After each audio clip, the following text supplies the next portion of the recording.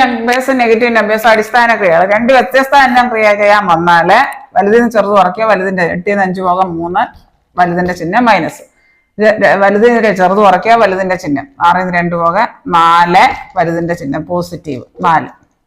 ഇനി 5 3 പോകാം 2 വലിയ സംഖ്യയുടെ ചിഹ്നം, 10 6 പോകാം 4 വലിയ സംഖ്യയുടെ ചിഹ്നം മൈനസ്. ഇനി ഈ രണ്ടും മൈനസ് ആണെന്ന് വെറുതെ കൂട്ടി എഴുതുക, മൈനസ് ചിഹ്നം ഇടുക. -2 + -5 -7. ഇവിടെ -2 + -10 -12 രണ്ടും കൂടെ കൂട്ടി എഴുതുക മൈനസ് ചിഹ്നം. ഇവിടെ ഇങ്ങനെ വന്നാലും അങ്ങനെ തന്നെ എഴുതിയാൽ മതി.